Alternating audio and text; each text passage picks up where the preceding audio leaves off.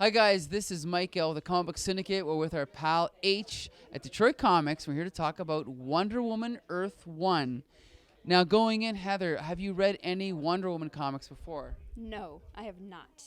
I only know what the media has portrayed her to be. I think it's a really good book for people who don't necessarily know the backstory of Wonder Woman. There are a lot of elements that I think that will appeal to sort of the newer audience. You know, everybody they're trying to get with year one, and then people who are possibly more traditionalist. I think it's got a lot of good elements for it. Yannick Paquette has always been a favorite artist of mine, even before we became friends. And he never ceases to amaze me.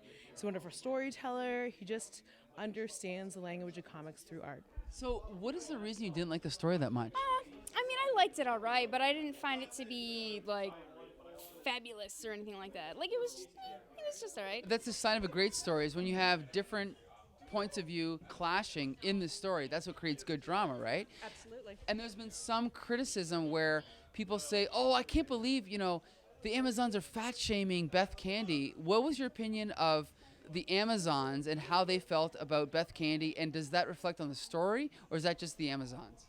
I honestly, I don't think they cared about her at all. I mean, they cared about her as a person, but they looked at every single person who they saw, who was in man's world, as being not even so much fat. It's just being, I believe the word they used was out of shape or deconditioned. It was something like that, that basically we were wasting away.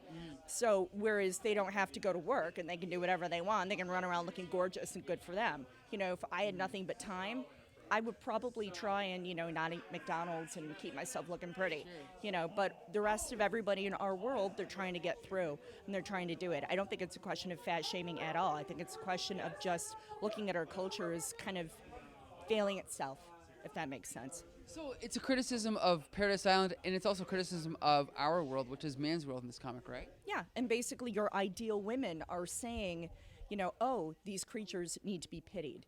Look at them, they're such a failure. So there's that kind of high and mighty, but it's not coming from a bad place. It's coming from, we must help you to be the best that you can be. This is a great comic. I love the art. What did you think of the story by Grant Morrison? It's not one of Grant's best. It is still very good. Let's not disparage his catalog.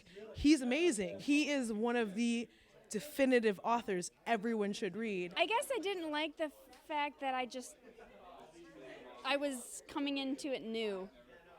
Really. Okay, so you're saying you don't think it's appropriate for a new reader? No, I think it's great for a new reader, but I feel like, personally, I felt like because I am so affiliated with other things within the comic book world that I probably should have known more. Okay. I guess. I mean, that's just kind of a personal thing. I thought it was a great origin story, though. So there's been some criticism of this comic saying that it's actually, like, basically, these are two men, actually three men, who created this comic book, and that there's a criticism they have no right to do this story because they're trying to do a feminist story, but they're men themselves, so they have no right to do it. What do you think about that opinion? I think that everyone has every right to write whatever their story is going to be. One of the things that I really like about this is that they put in all these different aspects of feminism to really take a look at what does that mean. Oh, well, this is, a culture just of Amazons, and they look at humans this way, and it's how humans and it was interesting because we were going back and forth about it. The point is everybody's right and everybody's wrong because everything is pretty much crashing into each other, and that's the whole point. It's probably where it's going to go in the next story. You know what? I don't think it's his best, but I think that he's entered a new stage of his career where he's putting more thought and preparation to his work. It's always a little bit confusing. The story was told out of order. What did you think about the fact it was told out of order? I kind of expect those kinds of things. It's like M. Night Shyamalan, where I'm always looking for the gimmick while I'm reading. So the moment I find it, it's like, oh, he's going to do like flashbacks or he's going to recall memories. Okay, that's fine. Cool. Now that I found it, I can relax and enjoy the story. That's the thing. I feel like by saying that you have to read Grant Morrison twice, it doesn't mean that you have to read it twice to enjoy it. It means that you have to read it twice to absolutely fully understand it. And that's how I felt too, is that That's not a bad thing. with most comic books, when I get to the end of the comic book, I'm like, oh, maybe I'll sell this, maybe I'll recycle it. When I get to the end of a Grant Morrison comic, I want more, and I want to read it again.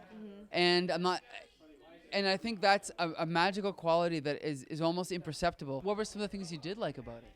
Well, the art, obviously, but I really did like the rebellion aspect of it. I liked that she was, even though she's 3,000, spoiler, she's 3,000 years old, she's very still much an adolescent. And like we were talking about earlier, she rebels and wants to go to man's worlds and all of these things like a normal teenager would do. If it was, I don't know who said it, but it's a coming of age story kind of. Let's talk in particular. What is it about this that would appeal to non-hardcore comic book readers, do you think? It's a coming of age story. Basically, you have Diana who's got this pattern going on and on and on. She doesn't want to do it anymore, so she pretty much rebels against her culture and her mother and says, you know what? I have this guy who really needs my help. I know that man's world needs my help. I can help. I'm going to go and do it. And she comes to our world and says, oh my God, these poor people need my help, you know, and almost pities everyone. And so it's one of those really trying to make a difference coming of age stories. What is the underlying message? Is it that Paradise Island is a utopia, or is it that Paradise Island is a flawed, incomplete world? I think the latter. I think that utopia is not flawed, just misplaced. I always want more. I know there will be more. And if there's no volume 2 within at least the next 5 years, I'm going to be a little bit angry because I feel like I waited a very long time for this to get a really amazing retelling of an origin story. I just really want more. Have you seen Yannick Paquette's artwork before of this comic? I have not. What is your opinion of his artwork? Stunning. Absolutely gorgeous. Have you read a Grant Morrison comic before? I have. As a woman who's grown up knowing who Wonder Woman is this a good representation of what your ideal of what Wonder Woman is? Yes, mostly just because I am like this character, I think. I relate to her, not necessarily the rebellion aspect in the adolescence, but